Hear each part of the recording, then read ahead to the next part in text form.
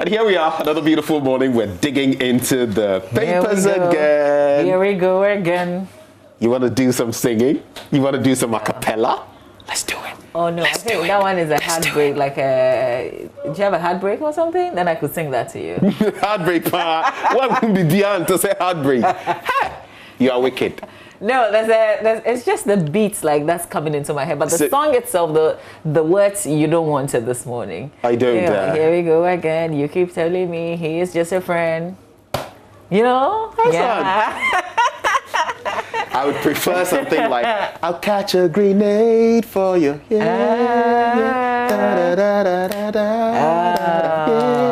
I couldn't even catch a fly for you, Ben. I will be lying. Charlie, but she said she will not even catch a fly for me. Hey! Masa is the truth. Do you remember that song? Don't Kubunyo. Is that what you want to be? Oh no, but don't believe her. Don't believe her. Oh, sometimes we sing the songs just to feel good, you know? Yeah, just to get inspired. But it's not like we want to do what the song says. It's kind of like when people are being buried. Oh, Bako, Charlie. In reality, find a no woko. Anyway. They will not even visit your grave after. Once they bury you, that's it. But what has inspired your new look this morning? I see you've done something with your hair. You've done some stylistic. Let's do some stylistic analysis of your coif this morning. Your hair it's just still my locks, still my sister locks. I braided it like you've braided your braid. It was just the cornrow was just my hair. And so yesterday I thought, I know it was your hair that you had got into. So this time you've just let it down? That's it. That's it. And it's a bit curly because of the braid. That's all. Still my simple hair. I think I should lock my hair soon. Good luck. Make sure you're not going to Achimota. Oh, no. You would definitely not make it into that school. No, I would not. And you like fasting, I'll stay in Zion You College. like fasting too. Charlie, the issues with the schools, and it just saddens me, where this whole Wigehe issue is going. The church has also responded. Now, members of parliament are calling for some I think cool heads. Yeah, but I think we should stop it. Stop and ask some very important questions. Because we know that the church is a significant player. The church owns the school. First of all, let's establish that.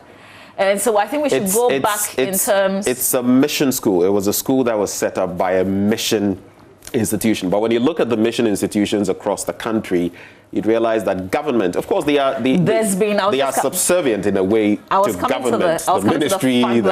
There's been some collaboration. But as I sit here, I don't know how much of a control the church has over their schools. And that's why I said, everybody cool down. Let's come back without emotions and let's ask some significant questions here. Because we have to solve a certain basic issues before we can build on them. Because that will determine how much of a control a church, for instance, has over a school. I think it's a semi-autonomous setup that we have here. But the question is, what you're asking is a very important bit we ought to get into. Because look, like happened with Achimota, there was a directive. Well, there was the outcry initially. Then the ministry comes in, or the Ghana Education Service comes in with the directive, and the school says, we will not budge. Guess what? Later on, we have, the regulator or whatever, budging and saying, I've taken a step back, I've reviewed what I said, I'm not going that way again. So it's a tricky situation here, and maybe that may also be influencing what we are seeing now. Because if Achimota didn't budge, you ask yourself, why should Gehe budge? But the issues are not the same. Issues. No, of course. The issues are not the same. And the school, to be fair, the school has insisted that this was not a religious decision that goes against a specific group. Yeah. So for me, I just want to understand how much control the church has over the school and what decisions they can make and not make. Of course, we know that the Ghana Education Service, the Ministry of Education, is largely in charge of the teaching aspect of it because the teachers are being paid by the states. But there is some collaboration and we've got to understand it properly. What do you feel, though, finally, on this point that, there have been suggestions that, okay, you want the children to fast, fine, let them go ahead. But anything that happens to them, in fact, you, the parent, you must sign on to it. It's like having surgery. You must sign on to it and say, I want my child to fast or something. But if anything happens to them in the course of that, Ibio Wahala, we're washing our hands. How do you feel about that? Because I see that as well from different angles. There's another question that I haven't quite answered. Because I could be fasting right now if I sit here with you, Ben. I could be fasting. You know, when it's time for me to pray, I could pray without anybody knowing. So I want to understand if something unusual happened with this young lady in the school, or if there had to be some kind of communication that this is what I am personally, privately doing. Until I understand that, I can answer the question. And that's the complication, because then how are you going to be able to pinpoint that it is the fasting or something that accounted for this? If there's a health emergency, for example, you see, it takes away some responsibility from the school, and at the same time, you know, it allows the person to do what they want to do. I just think that, look, we should have some general agreement. But one thing is that I feel in our educational setup, some of these things, because they've never reared their heads, we've never really paid attention to them. I think we really need to sit down, look at our educational policy once more, and have something that fits. I think we're still very antiquated in some things. We need to review some of these. I have a different view. School has been in existence for so long, right? We've had lots of students with diverse backgrounds go through the school. This is not the first person who is not Christian, who is Muslim. How have they done it over the period? How have they survived? Mama, there's always a first. The fact that something has been done over time does not mean... No, you don't understand me. My point is that the Muslims who have been through the school, how did they survive it? What has been the culture? Do you understand? For me, these are all the basic things that I want to understand before I jump into it and I say, oh, Wigahe didn't do well, Wigahe did well, I support the PTA, I support the school, I support the church, or I support all the other groupings. Before I come into that conclusion, I need to understand how they've survived through this period. Why I feel... And I guess this is the time for the other Muslims who've been through the school to tell us their stories, whether or not they were fasting when they were in school and how they did it. Has this directive always been there? Things like that. I feel we need something across the board, because we've also heard stories of people who attended Islamic schools, and some say, oh, I can even read out the Quran because I was at the time compelled to do X, Y, Z. I can do this and I can do that. Others would also say, I wasn't compelled to do that. So I think we need a level playing field. That's what I think we need. And that goes down to policy. All right, let's jump into the newspapers, shall we? This is the segment where we review the newspapers. Hopefully we'll have some time to do myjournline.com as well. So let's start with the Daily Graphic newspaper. Here's what's on the front page. COVID-19 second doses arrive tomorrow. And how I wish we would not be talking about it. Like, let's take delivery and let's announce that it has come. Otherwise, when you say tomorrow and the thing doesn't come tomorrow and we have to come back, and then now, you know, the reason has been given. There was some delays in the flight and that kind of thing, connection problems, and now we're taking delivery tomorrow. But it's interesting. I wish it had not come up. This very morning, out of the blue, it just crossed my mind, because for me, even I've entered the third phase now. So March, April, I should have got it in April.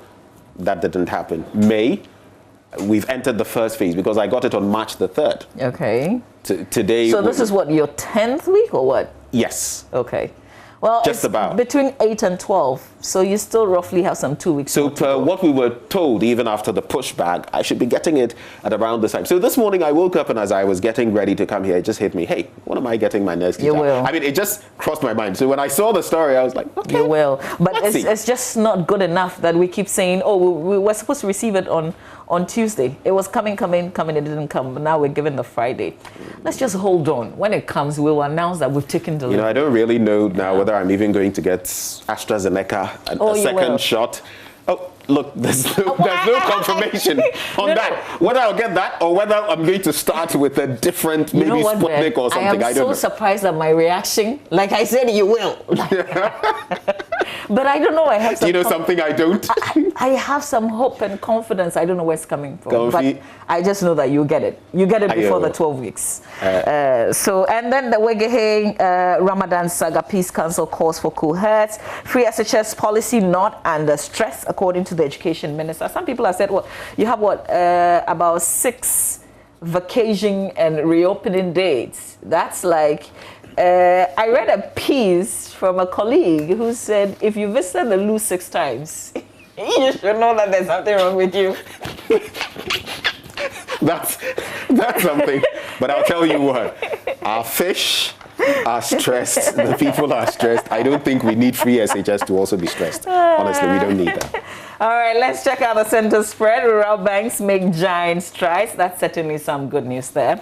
Ghana Life Insurance rolls out recapitalization plan. Institute to blacklist unethical bankers.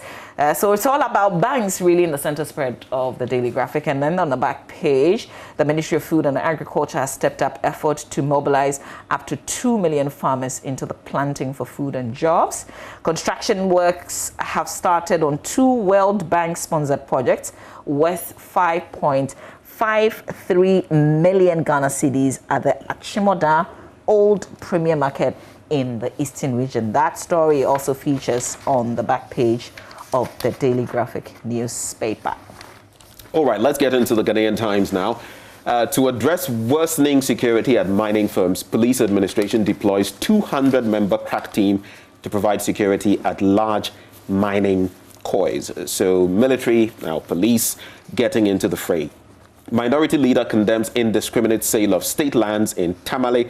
And then the information minister is still on his tour of 5 regions in the north to engage journalists. Armed robbers kill security man at Joje. That's on page 3, a little bit of that story.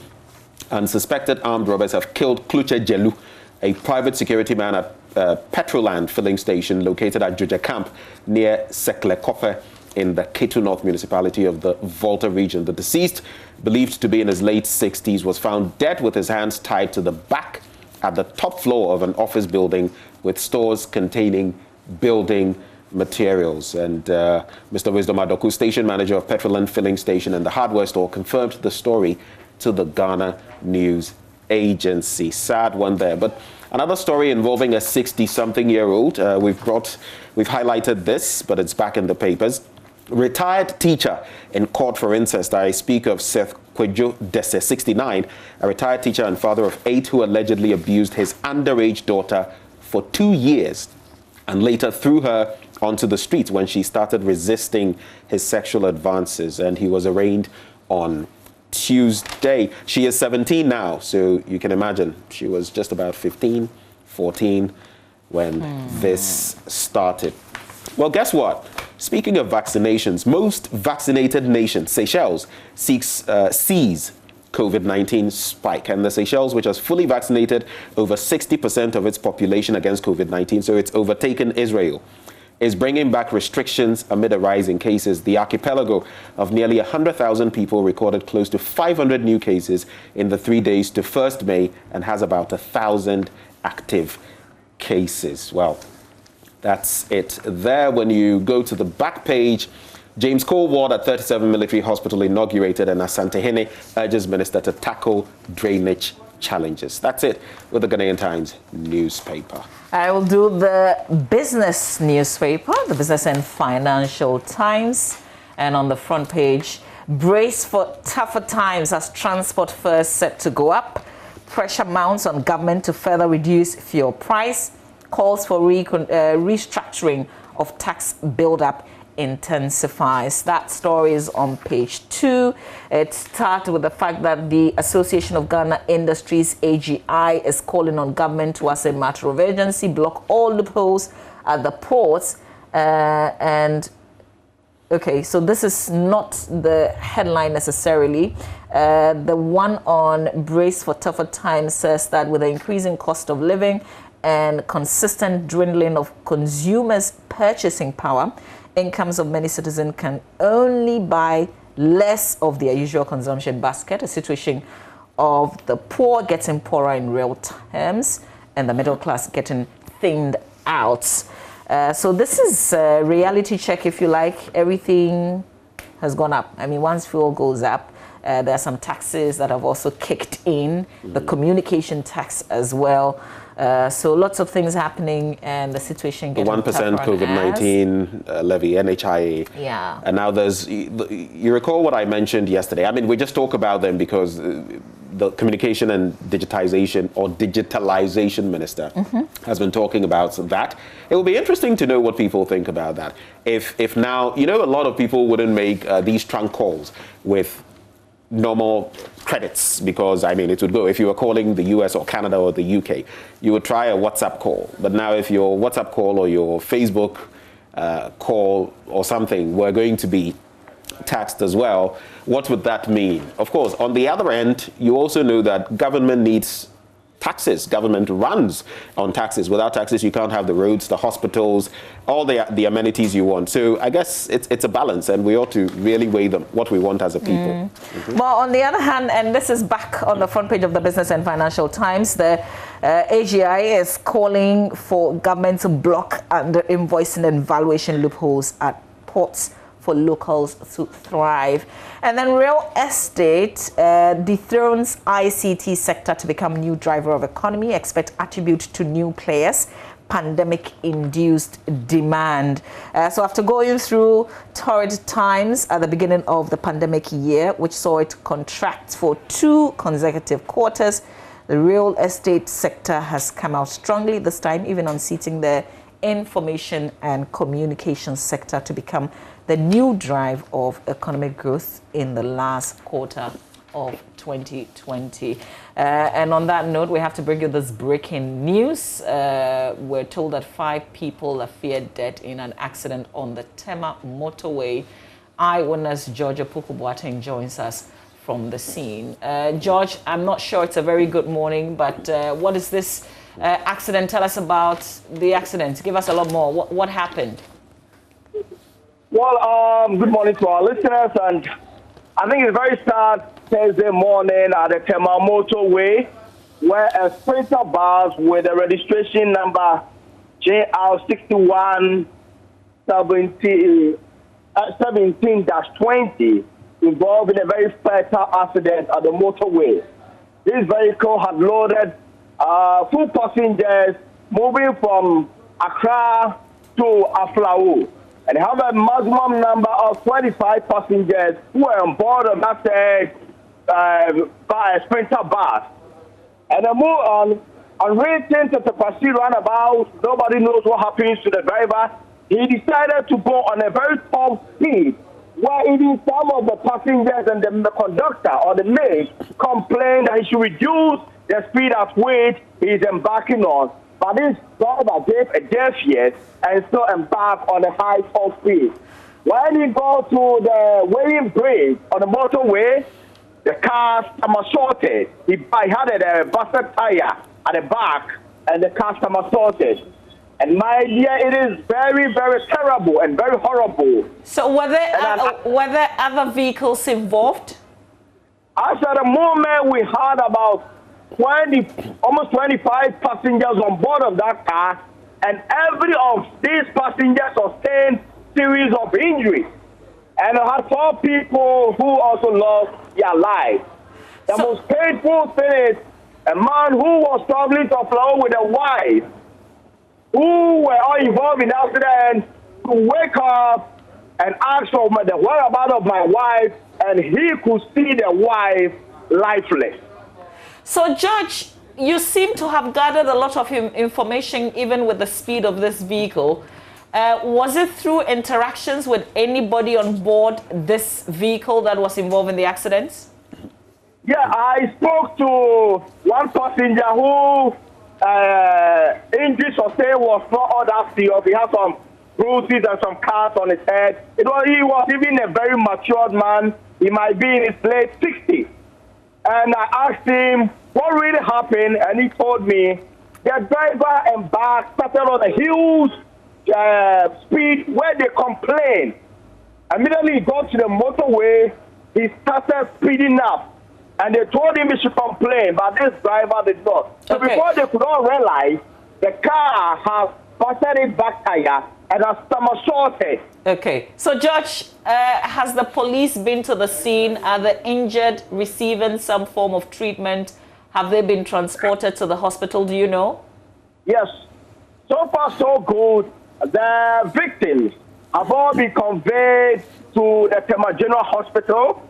The police are already here. The National Ambulance Service is already here. And the National Fire Service is also here, who are trying as much as possible to find out whether someone is still in the car or any other thing they need to find out. Okay, great, George. Is this affecting traffic? Very, very, very, very well. The traffic is becoming very massive because anyone who gets there will want to see exactly what is happening. And knowing very well, a car that was heading to Aflao could now turn and face back to Accra. That tells you how the whole thing happened. Okay, it's a very serious situation. So do we have the police helping with the traffic direction? So far, so good. I think the police, also the few that were here, have escorted the victims who engaged in the accident to the general hospital. They have the National Fire Service and the ambulance service also trying as much as possible to convey the few ones who sustained just not that serious injuries. Okay. But the traffic as of now is actually moving gradually because I've seen a policeman trying to direct the traffic because if not, it's going to be something else this morning. Okay. And so we say 5 people died on the spot. Is that it? Yes. We have a minimum of 5 people who 4 was 5 for 4. I can confirm for 4. But for one who was in a very critical to do that, even I thought he was dead. He was also convicted. I don't know how it's going to be until there's a follow up the Tamale General to find out those who could survive and those who died in addition to the already lost life. Okay, George, we're grateful. But just before you go, at about what time did this incident happen? It happened just about 30 minutes ago. If you look at my time now, it's almost 7 o'clock? 7 o'clock. So probably exactly 6:20, 6:30, thereabouts. Okay. It just happened. George, before you take leave of us, there's a question that was posed to you earlier. Was it just this vehicle that was involved? Were there other vehicles involved? No. Okay. It was only the Sprinter that actually somersaulted. Because after busting its tire, it could not control because of the top speed. So it somersaulted and got into the middle where the street lights. You know, in the motorway, they put in some street lights. Right. So almost about, I think 2 street lights have been pulled down because of this, the magnitude and the speed of this car. Well, sad incident there, but George, thank you so much for this update that you've brought us this morning. Very sad development there. Thank you, George. And I just wanted to be sure to find out whether maybe in veering off or somersaulting it had, you know, because sometimes these happen and then other cars are affected. Thankfully, not other cars involved, but this is very sad. Yeah, this is absolutely tragic. To think that, and this was an eyewitness account. George, by the way, witnessed this scene, and he said he has had interactions with some persons on board the vehicle, and so the accounts that he gives is from what somebody on this vehicle had told him. And I just quickly wanted to, this week I was at the Kanishi Takrady station following this Oya app. That's been developed, and one of the purpose, even as we continue to talk about our Drive Safe campaign, is the fact that so what happens there is because they've taken a lot of details of the passengers on board. If a vehicle is speeding, if a driver is being careless on the road, they can quickly reach out to the station manager and complain in real time. You can either send a WhatsApp message, a text message, or you can give them a call, and then they can make an intervention right on the spot. Call the driver, or they can say, take your phone to the driver. I want to talk to the driver. Pack. We're getting messages from the people on board that you're being careless on the road. So we want to caution you. Right. And the people were complaining per what George but there was tells no us. external intervention. This is absolutely very sad. And we hope that it will not, the right thing will be done on the spot. Thankfully, George explains that there's presence of police, ambulance service.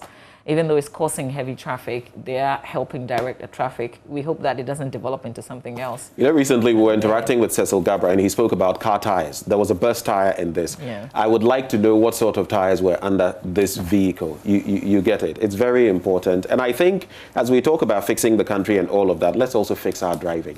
Sometimes. And look at that. This is sad. Painful. Very sad. And on that painful, tragic note, we have to end the review here with our breaking story of an accident on the Tema motorway, the Accra to Tema side of the motorway. So if you're now setting out and you're heading to Tema, you'll be using the motorway. You have to be cautious. There's been an accident recorded just between 6 and 7 a.m.